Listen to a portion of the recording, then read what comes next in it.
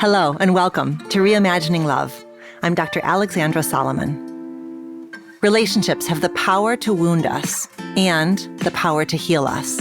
As a clinical psychologist, author, and professor at Northwestern University, I've devoted my life to studying intimate partnerships and family dynamics. On Reimagining Love, I'm here to translate complex clinical topics into tools and takeaways that you can use in your relationships today. If you're ready to develop relational self-awareness and create vibrant and loving relationships with the people who matter most to you, you've come to the right place. I'm so glad that you're here.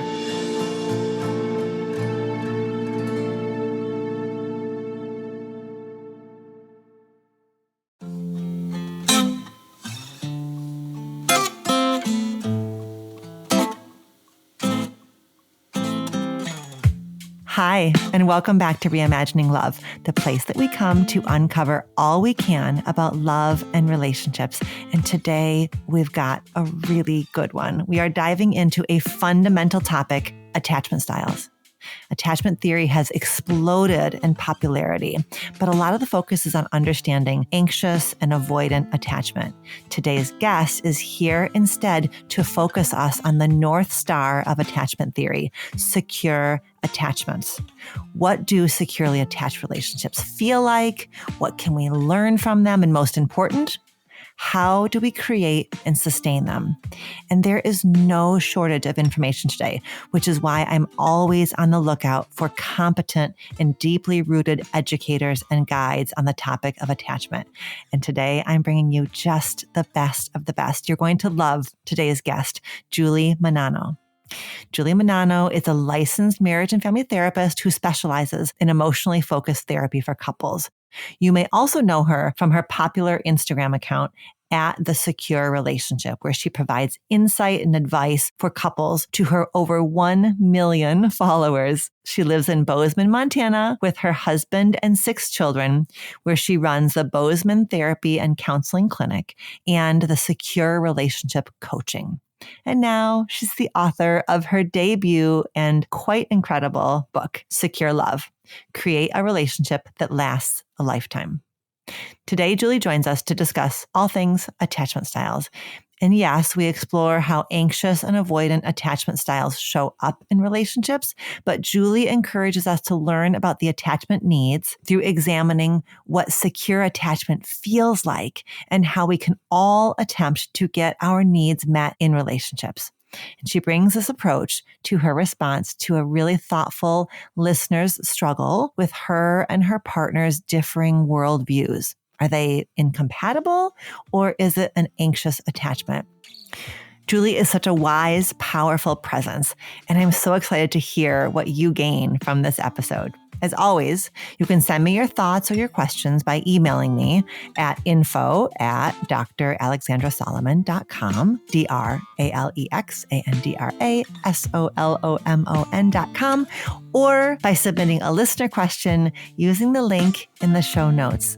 You're going to really enjoy this episode. Here we go. Julie, thank you for joining me here today. You are so welcome. It is wonderful to be here.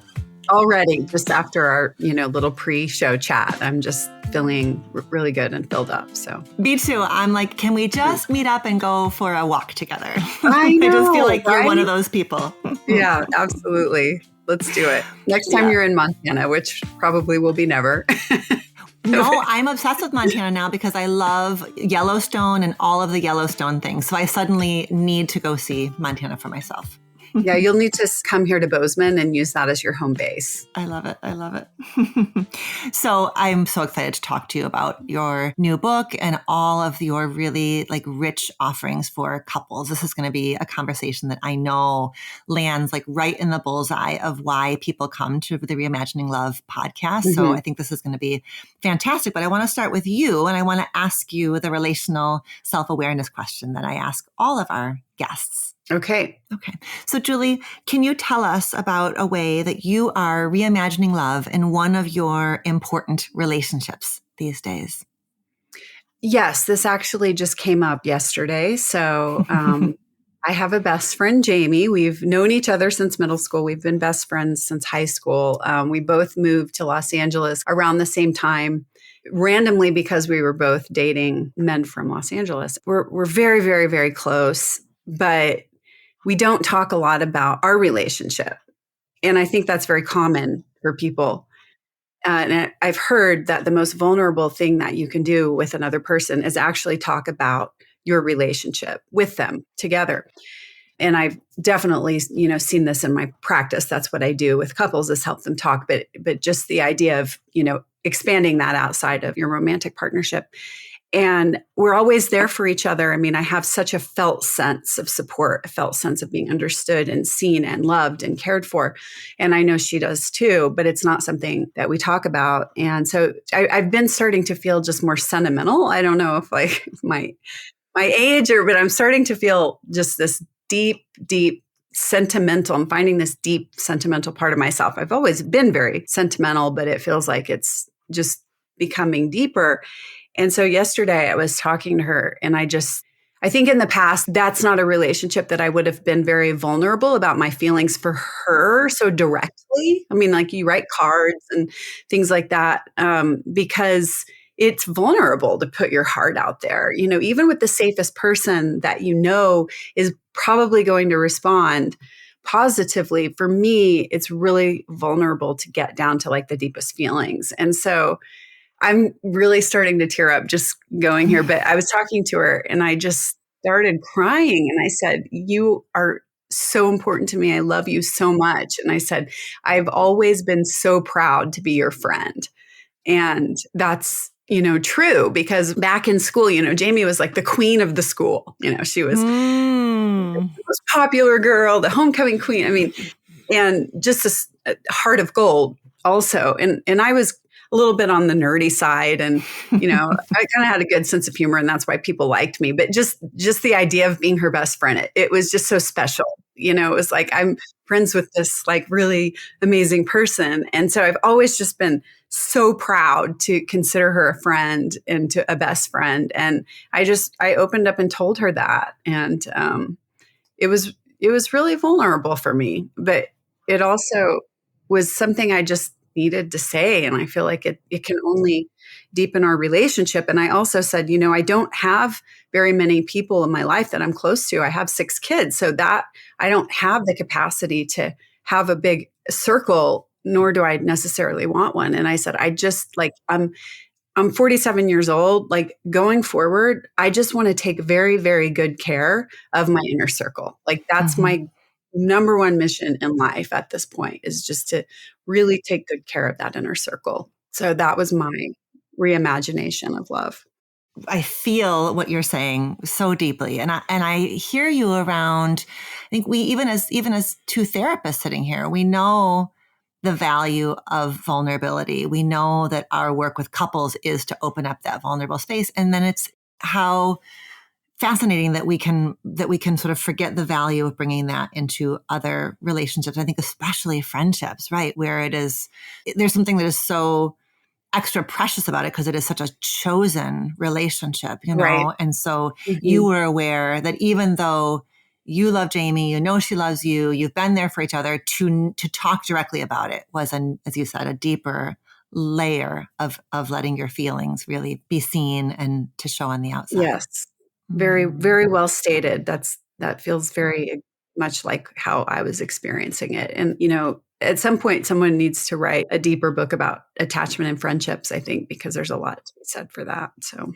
Yes, absolutely. There are some really beautiful books that are coming out now about friendship. And I think that you're right with like really bringing that attachment lens to friendship is so important, because it's what you did. And this is a nice segue to your book. Like you name right up top, like we have books about the role of attachment in the parent-child relationship. We've had a lot of attention on that. And Dr. Sue Johnson, who is a deep mentor to you, a really treasured teacher for me. I mean, she built emotion-focused therapy on attachment theory.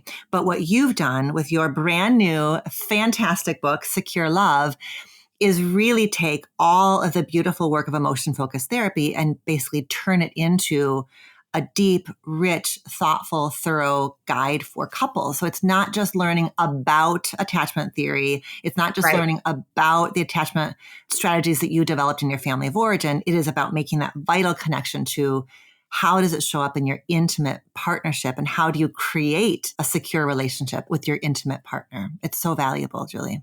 Yes, that is certainly where my mind was in the process. That's where my hope was for the book, is just what you said, to really take this concept and put it into action.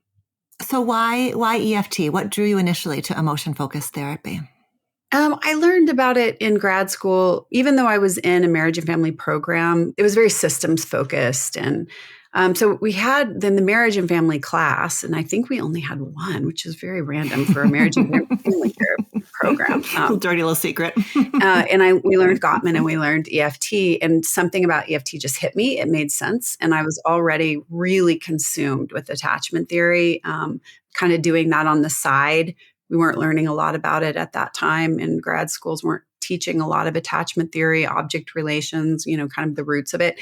And so I was already immersed in that. So then when I learned about EFT, I was like, yeah, this is it. Like this makes absolute sense. I had zero interest in working with couples, none whatsoever. I was in an EFT program because that's the king license in in California, where I was at the time. Most master's level therapists in California are MFTs. It doesn't mean that you actually specialize in marriage and couples. And so I kind of resented that I had to have that license, because I needed to get it because it's the bulk of the programs were MFT, but I kind of resented it because I did not want to identify as a marriage and family therapist. I wanted to do this really deep psychodynamic work with individuals.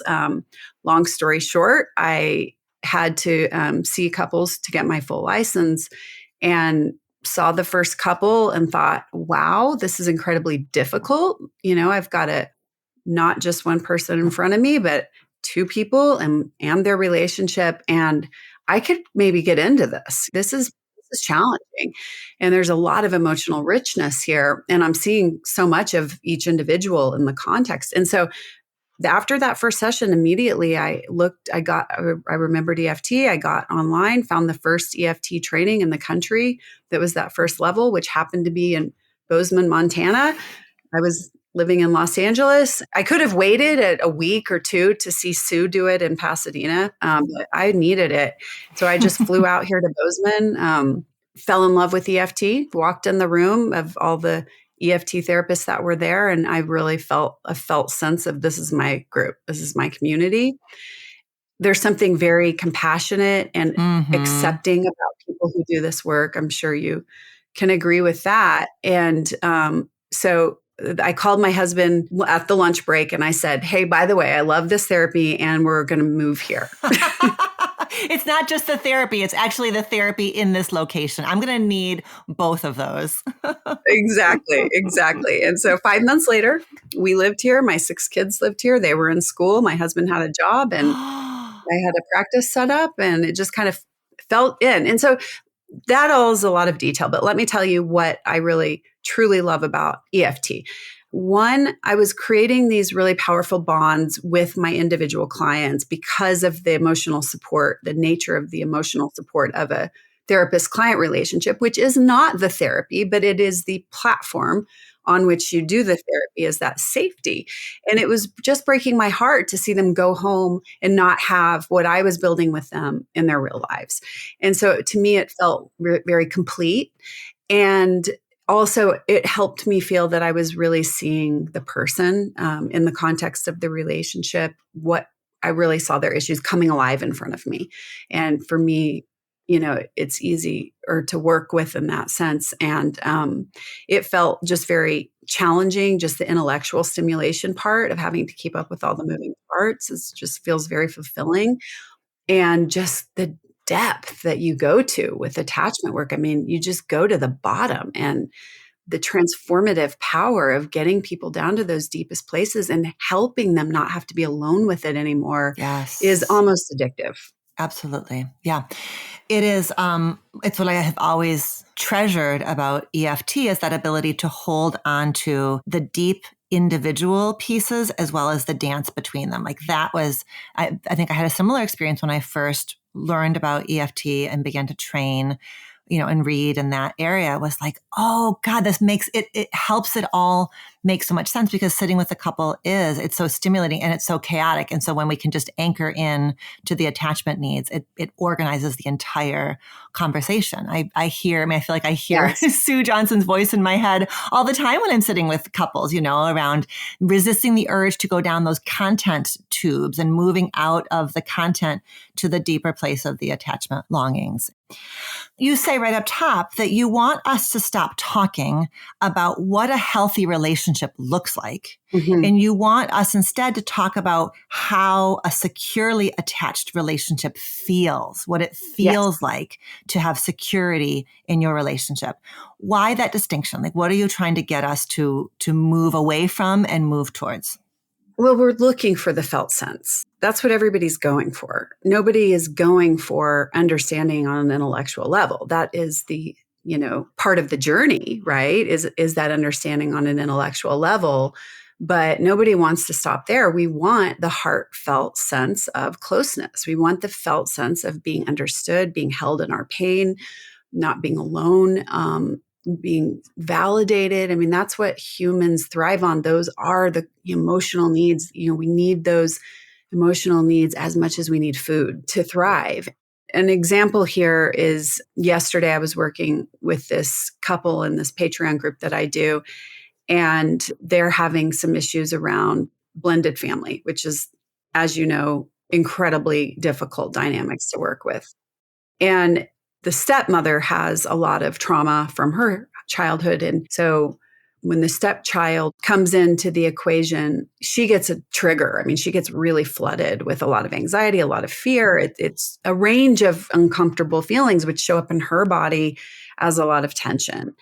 And then that impacts the way she shows up in these moments. And she's working really hard on this. But, it is very hard to show up as our best selves when we're feeling all of these yucky feelings in our body. And so I was kind of able to help her tap in and tell me more about, okay, what's happening in your body right now? And she's like, well, my chest is tight and, my arms are tingly. And so then I was able to kind of take her from there and down into, using the therapeutic techniques to get her really down to that deepest place of this unexpressed grief, this place where she doesn't talk about very often, that she's usually alone with. And both of these partners are very self-help therapy savvy. They work on themselves a lot and they understand the problem. I mean, they could write a book on intellectually, what is our problem here? We have all this trauma, these things come up, there's these attachment issues. And that's great. That is great for them to understand that through the lens of attachment. But when I was really able to get her down to this deepest part and have her share, here's what really happens for me in these moments. I get stressed out and I get scared. And I get scared because I'm afraid that I'm never going to be able to get this right. And that, all these terrible things are going to happen. And when I go into that place, I've been there. I've been in that place where scary, terrible things happen and it's sad and it's horrible. And then she's able to kind of bring those tears up around these grief, every interaction that we have with growing up or in our lives where we felt dropped from, emotionally dropped, that's a loss. And there's grief surrounding that. And if it doesn't get taken care of in that moment, it's just going to build up.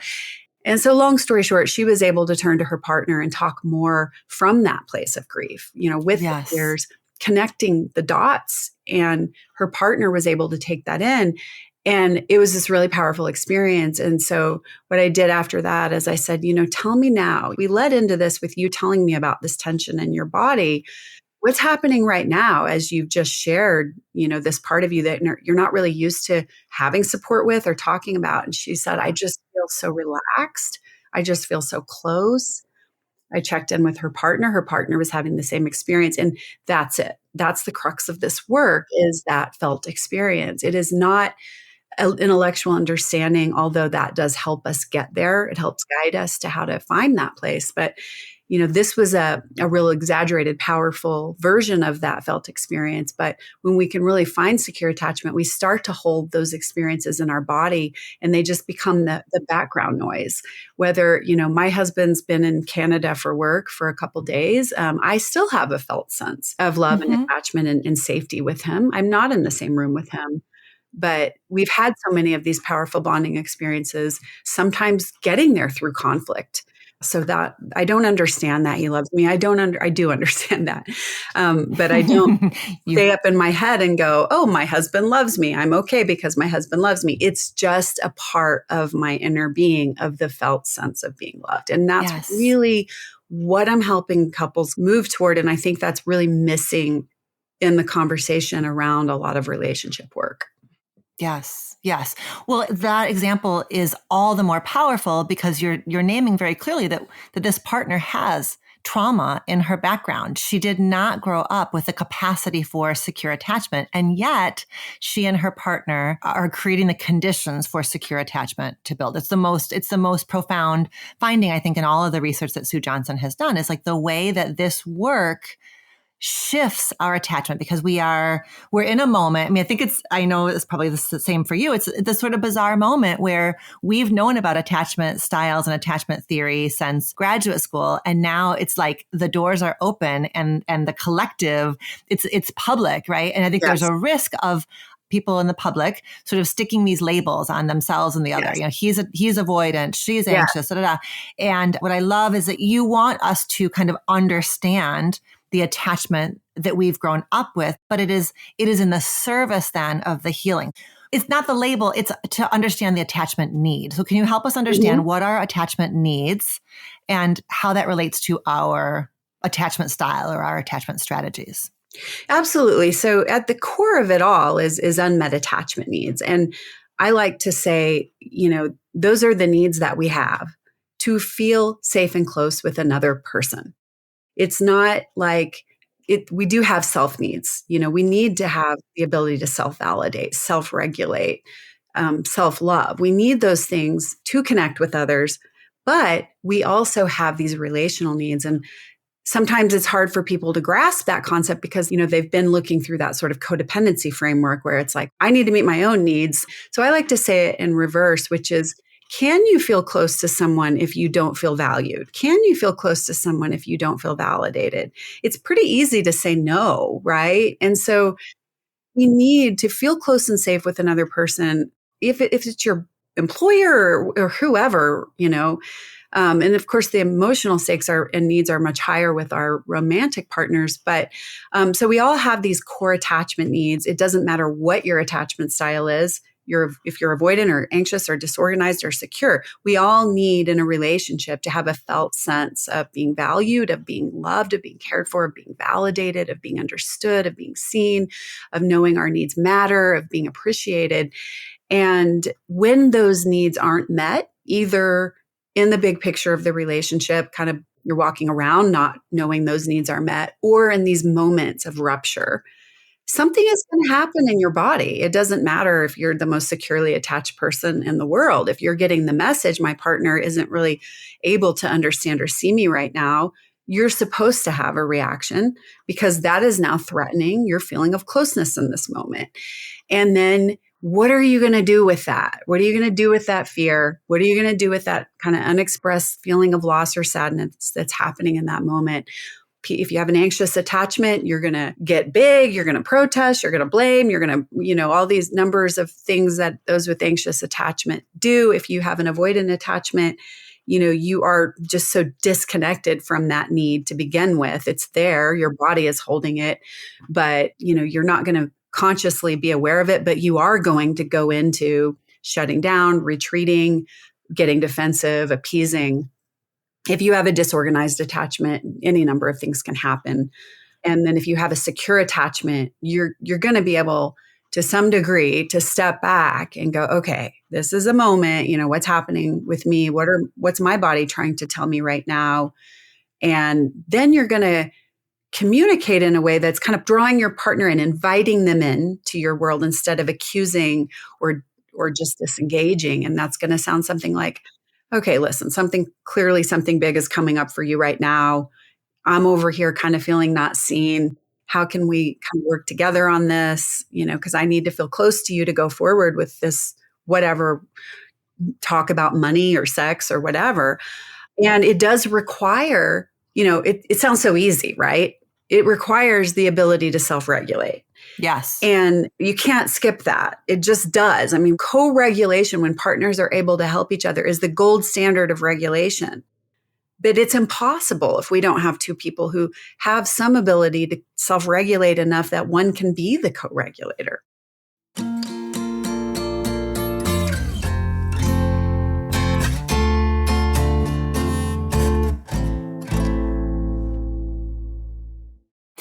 You say pretty early on in the book that when we start to understand couple dynamics and conflicts through the lens of attachment, you write, you'll begin to understand why your partner yells at you to try to draw you closer or shuts down during an argument in order to try to protect the relationship. I'm not excusing or condoning these behaviors, but understanding them through the lens of attachment is the key to finding better ways to achieve the same goals. So can you say a little bit about how you hold on to that distinction for yourself of understanding the roots of these problematic behaviors? And that's not the same thing as condoning them. Like, why does that distinction matter? The distinction matters because it helps make sense of things. It helps take things from this chaotic, either a lens of chaos where nothing makes sense, or a lens of they're bad and they want to hurt me, right? And that in and of itself is regulating. Information can be regulating. It creates empathy when you're really recognizing, hey, my partner isn't shutting down because they don't care. They just want to leave me in the dark, or they're trying to punish me. They're actually shutting down because they feel dysregulated in their way. And in their mind, they've learned that conflict hurts relationship. Conflict is scary. I don't know how to do conflict. So their way of making things better, which doesn't really work, but their way of making things better is damage control. Let's not make it worse. And there are other reasons that might be driving that shutdown, but that's a big one.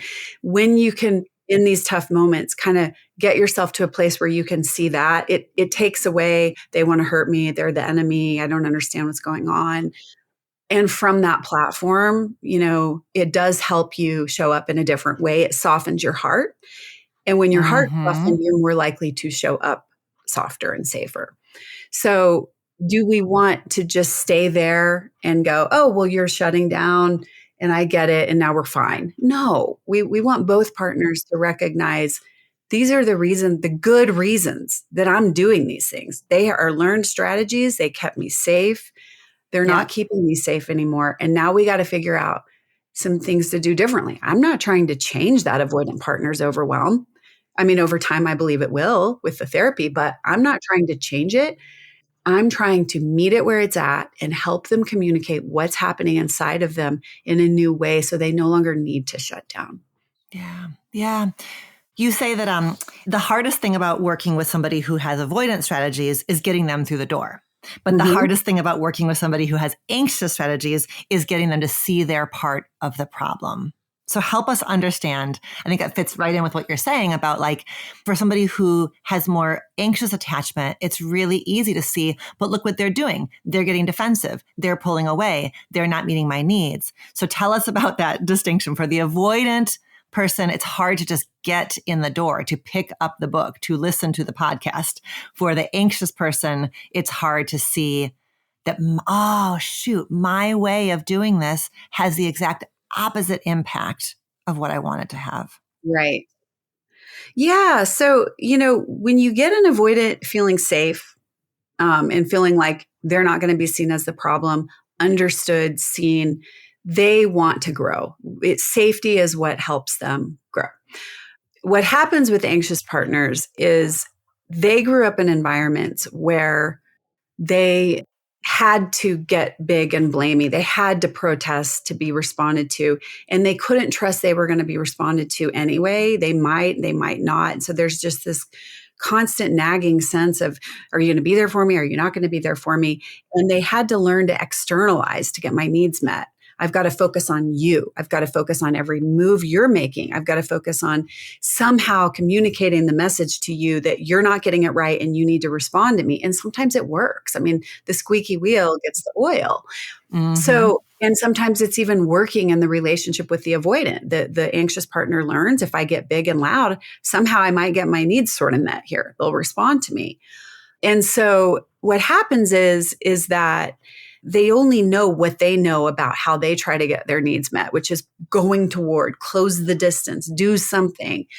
So that's what makes sense of them. They just don't have any other way to make sense of the avoidance pull away other than, if I'm pulling away, it's because I don't love you and care for you. That's how my experience as the anxious partner. So if you're pulling away, that's the only way I know how to make sense of it. They see themselves as working so hard when a lot of times what they're doing is watering the plant with gasoline.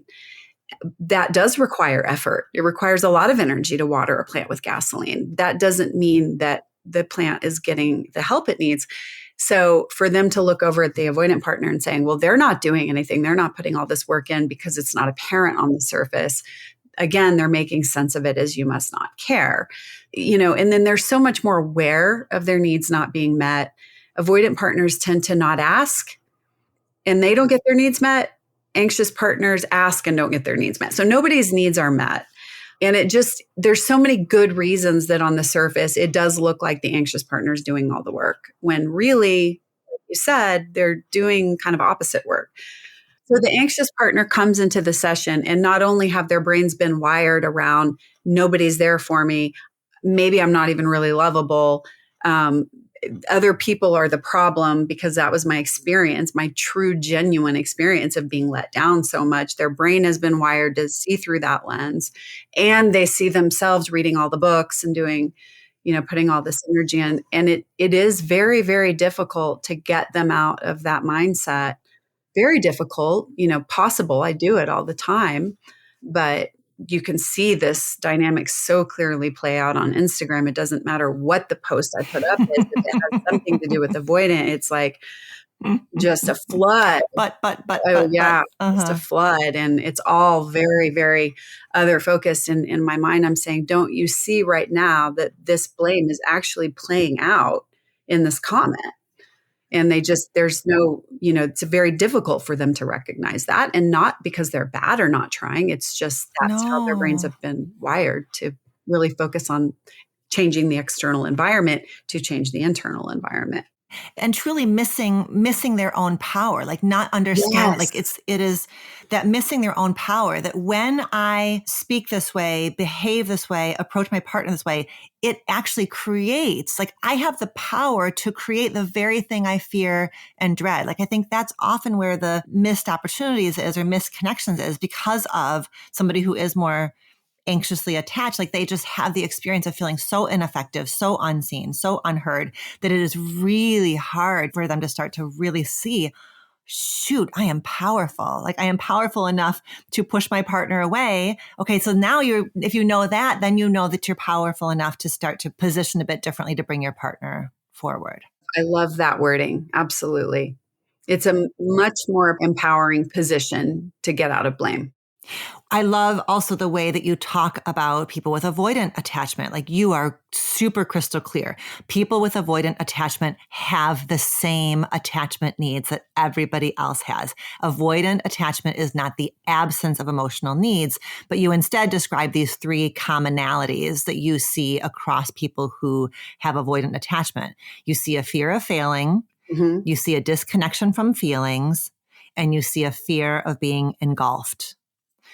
Which I was like, yes, underline 5 stars. That's it. So tell us, okay, fear of failing, help, because I think that our audience, probably if we did a poll of listeners, our audience probably skews a bit more towards anxious attachment and people feeling very bewildered by the behavior of a partner who's showing up a bit more avoidant. So talk us through those 3 commonalities to really try to invite some understanding and compassion for avoidant. Yeah. So, I mean, the 1 and 3, which are the fear of failing and the fear of engulfment and enmeshment, are really at the core a fear of weakness And if we take that a step deeper, it's a fear of not having personal volition. If I'm weak, I won't be able to have control over my life.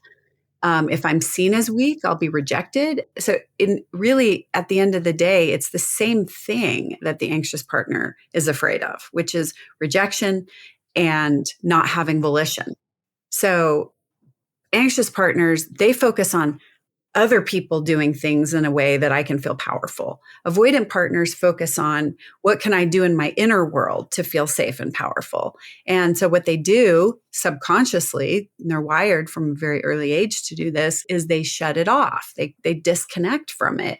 If you disconnect from it, you don't have to feel the pain. You don't have to act on the pain. Then you don't have to feel weak. Then you don't have to let anybody in and take over you emotionally to where you're now even more weak and powerless. And so the first step is really like inviting somebody who is more avoidant to start to like tune into their inner world, right? It is. It's really key. It's so key. And it's so possible. It's in that way, like it's a reclamation, it's a reclamation of everything that you had to cut yourself off from in order to survive. And like, it's like, thank goodness you did, because it makes no sense to walk around craving things that you can't have. So thank goodness you learned to do that. And thank goodness that you have a chance now to do it differently. Yeah. Yeah. I want to make sure that I don't let you go before I go through this question. We have a really beautiful listener question that I want to get you to weigh in on. So let's move in that direction. Okay. So we've got Evie from Israel, and she uses she, her pronouns. And what Evie says is, "Hi, Dr. Alexandra. I'm a huge fan of your work for a while now. I've been with my boyfriend for close to a year, and we're facing the choice of taking the next step of engagement or breaking up. We are very in love and want more than anything to make it work with each other. However, we are facing issues of compatibility that have left us feeling paralyzed. His worldview is very logical, preventative, and 2 steps ahead. I believe in rolling with the punches as they come and trusting my inner voice to guide me.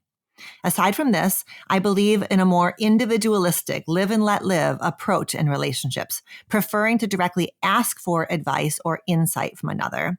I often feel that my partner doesn't stay in his lane and overly involves himself in my choices.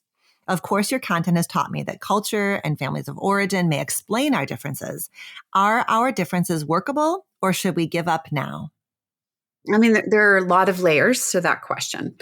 So some of the things I think that she's making sense of as incompatibility are really anxious attachment issues, insecure attachment issues, which can be healed.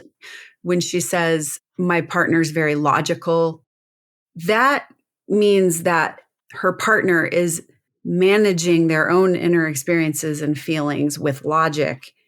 And that's not incompatibility, that's insecure attachment. 2 people who are insecurely attached, that doesn't feel good. That is its own version of incompatibility, but it's not classic incompatibility. And if we can get that partner to move toward this balance of head and heart into a more secure zone, that would work itself out. And she might need to do the opposite. She might need to, become a little more self-regulated in tough moments and heal her own insecure attachment. From that place, they can get to healthier communication. And then the healthier communication also will breed more secure attachment. So if I really give the shortest answer, it's you never know anything unless you start communicating in a healthier way about all of these issues. So as a couples therapist, it's very difficult to take all this information and say, okay, this, and this, because I don't know the bigger context. But Right. As a couples therapist, the first question I'm going to ask is, what happens when you try to start talking about these things? And if I have them in the room in front of me, I'm going to see it come alive. They're going to go into a negative cycle instantly because we just put some stress into the equation. That's where I'm going to start, is what's happening as you guys start to talk about these things. There's so much important stuff going on that they're missing.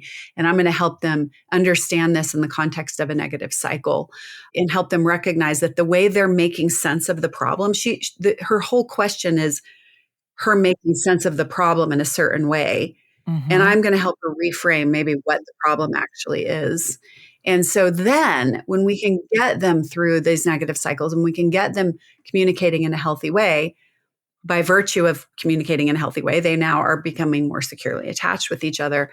Then we can start to say, what is really incompatibility here? I mean, when we have different worldviews, does this mean we want to raise our children in different religions, or we see a difference in equality of men and women in a relationship, or whatever that is? And we can't really ever know what is incompatibility and what isn't until we clean up communication. Oof. Brilliant. I love that answer because she's coming in with a very kind of individualistic frame. I mean, she's owning, she's like, I orient in an individualistic way. So she's kind of saying, my boyfriend is A, B, and C, and I'm X, Y, and Z, and I don't think that these fit. And what you're saying is you're less interested, in fact, in the sort of stated differences, and you're more interested in what gets activated in each of them when they're talking. And so this idea of a couple being incompatible, you really are challenging her and all of us to reframe incompatibility as potentially a cycle that is keeping them from having their attachment needs met, from being able to meet each other's attachment needs. And as they are able to feel a deeper felt sense of, you understand me, you value me, you can see that we're different and you value me, that then from that place, then there may actually be some ways in which their vision of the future doesn't fit, but it's much easier to feel curious about each other's, visions of the future, or as you're saying, views of gender. It's much easier to feel kind of curious about that when attachment isn't at risk. Exactly. And then one thing I want to point out too is that she says, I'm more individualistic, but then right after that, she says, I'm more likely to reach out for help. Mm-hmm. So first of all, that tells me her boyfriend is very logical. And now she's saying, I don't know how she defines individualistic, but she's saying I'm more likely to reach out for help, which is more of an anxious trait. So my working theory would be they're a very classic anxious avoidant dynamic. And she, as the anxious partner, is trying to make sense of it in all these ways. Mm-hmm. And the question is quite convoluted, which is to me a reflection of how convoluted she feels inside. And so they need to organize themselves around step one, which is let's start bringing some of this emotionally supportive, attachment friendly communication to the table and go from there. Beautiful. Okay, so Evie, I don't know if Julie's book is available yet in Israel, but the very moment you can get your hands on a copy of Julie's book, I would love. I mean, I just think it's a beautiful, it is the book for the two of them to sit down with and begin to work their way through. Obviously, an emotion-focused couples therapist would be a wonderful. And there are a lot in Israel. Mm-hmm. Yeah, that is a big movement in Israel right now. And it's a wonderful resource to bring. I think sometimes couples who are pre-engagement can feel a bit hesitant to reach out for couples therapy. But I think it's actually an incredibly ripe time to be doing couples therapy because you're laying down, you're to be able to create healthy, secure attachment this early in a relationship versus coming to one of us, years and years down the road. I think it's just I love to be able to work with couples when they are early in their journeys. I like to say, if you get a new car, learn to change the oil or learn how to drive to get the oil changed. Learn that the oil needs to be changed. Learn the right gas to put in it. Learn to fill up the tire if it's going flat. And you're going to save yourself a lot of heartache later if you don't do those things and your car starts to get damaged. So I am a huge supporter of 5 sessions when you decide that you want to be committed to each other. Yep, absolutely. Julie, this has been fantastic. Please tell people if they are not, you have literally over 1 million followers on the Instagram. So many people probably already know you through your Instagram following, but tell people how they can get to know you more deeply. And we're going to have links in the show notes to your brand new book, which is called Secure Love, Create a Relationship That Lasts a Lifetime. But what else? What else can people do to get their hands on you and all of your goodness? So two places. One is Instagram at The Secure Relationship, and that needs to have the blue check because there are some imposter accounts. And thesecurerelationship.com. I have a team of relationship coaches working for me to do more personalized help, and that's where you can find podcasts I've done and just anything else I have to offer, where you can buy the book and workshops. I do some workshops, one every couple months. I'll do an anxious workshop or an avoidant one or one for couples. So wonderful. So thank you, Julie. Thank you so much for being here. You're so welcome. Thanks for having me. It's been a pleasure.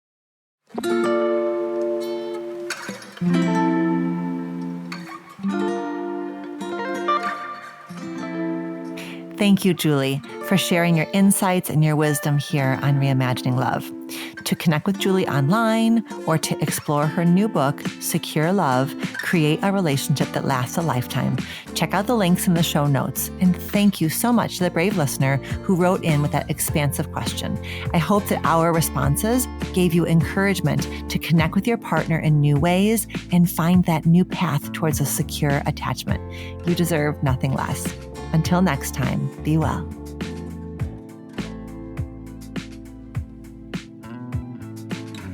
Reimagining Love is produced and edited by Emily Reeves.